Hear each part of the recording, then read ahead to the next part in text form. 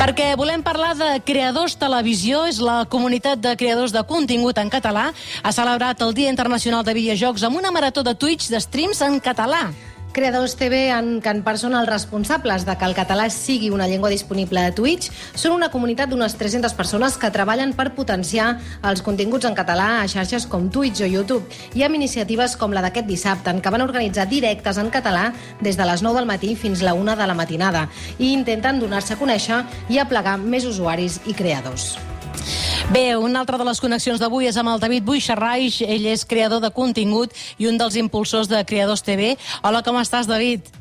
Hola, molt bé, aquí. Bé, content com va anar la marató d'aquest dissabte?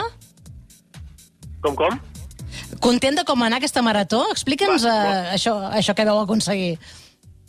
Molt bé. No, a veure, això ho aconseguim a través de la nostra comissió d'activitats, que és un petit grupet que hi ha dins de la nostra comunitat de 300 membres, que organitza activitats cada cert temps per així donar més visibilitat al contingut en català a les xarxes. Clar, és que sempre ho diem, que volem que cada vegada hi hagi més català a xarxes, és difícil, però vau aconseguir situar el català a Twitch, vau fer una campanya perquè el català fos una de les llengües que es pogués escollir en aquesta plataforma i ho vau aconseguir fa un any aproximadament. Això està molt bé, no? Sí. Ja et dic, cada cert temps intentem engegar alguna campanya o fer algun esdeveniment, sobretot en dates assenyalades, per així donar a conèixer més, perquè sempre hi ha molta gent que diu que no hi ha contingut en català a internet, i sí que existim, sí que existeix el contingut en català a internet, però falta visibilitzar-lo sobretot en algunes plataformes que ho posen una mica difícil. Home, i també per això hem estat tan insistents nosaltres en que volíem això, doncs que sortíssiu al pop-up, perquè, clar, volíem saber una mica com neix la comunitat Creadors TV i quin és el vostre objectiu. Sí, a veure, Creadors TV, al final aquest nom va sortir també a través de la pròpia comunitat. Som molt assemblearis i vam fer votacions i de més, però neix sobretot d'altres comunitats, d'altres plataformes, com youtubers.cat, gaming.cat.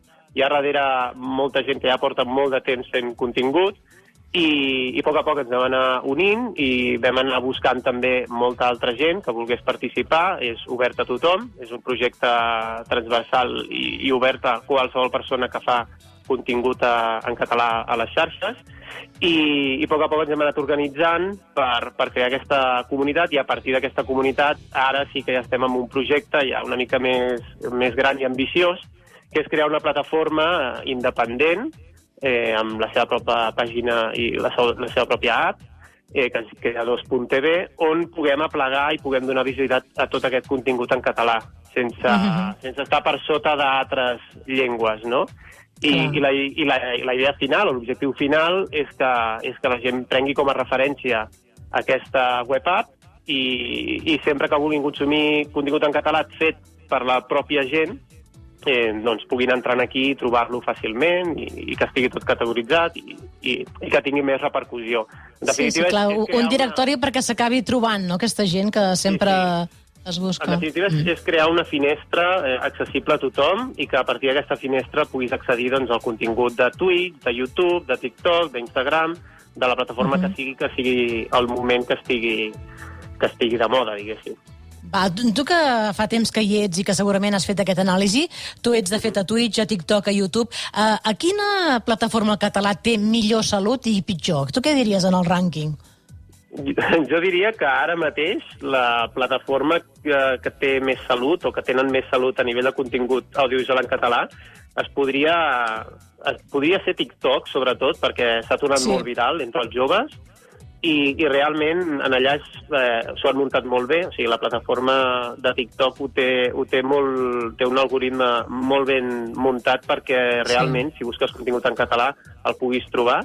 Després, evidentment, vindria Twitch. El que passa és que Twitch s'ha enfocat molt més sempre al gaming i és bastant desconegut a Catalunya, llavors és difícil que la gent entri a Twitch a buscar contingut en català, però gràcies sobretot a la campanya que va iniciar el Roger Baldomà i que dins de la comunitat vam intentar impulsar bastant i vam aconseguir l'idioma català seleccionable, doncs sí que és veritat que allà hem crescut moltíssim i més de la meitat dels membres fan directes a Twitch en català. Ara he recordat, hem de trucar un dia al Baldomà, és veritat, el Roger.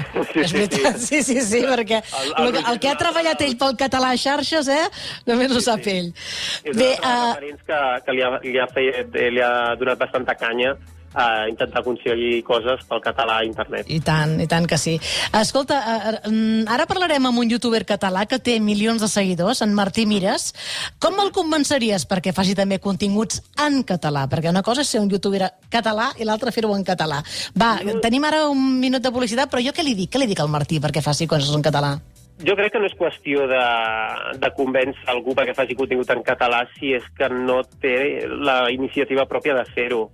No és qüestió de buscar números, de buscar repercussió al fer contingut en català, sinó és tot el contrari. És qüestió de voluntat pròpia i de dir, mira, jo parlo català, m'agrada la meva llengua, vull que els meus fills, els meus nets continuïn parlant català aquí a l'escola o on sigui, i una de les maneres de potenciar-ho, sobretot als joves, és agafar i dir, mira, em connecto o em gravo 5 minuts, encara que sigui, faig el meu propi contingut, el faig en català perquè és la meva llengua habitual, és la meva llengua de cohesió i diguéssim, materna, i ja està. I penso que és contingut perquè qui sigui el trobi i ja has fet la teva pròpia contribució, no? I no té més. Simplement passar-ho bé amb el teu idioma sense plantejar gaires coses més. No, de forma natural totalment i sense donar importància gairebé ni a la llengua que surti sol. Moltíssimes gràcies, ja ho sabeu, doncs, això hi ha una comunitat amb molta empenta també en català. David Buxarrais, moltíssimes gràcies. Una abraçada. A vosaltres per la trucada.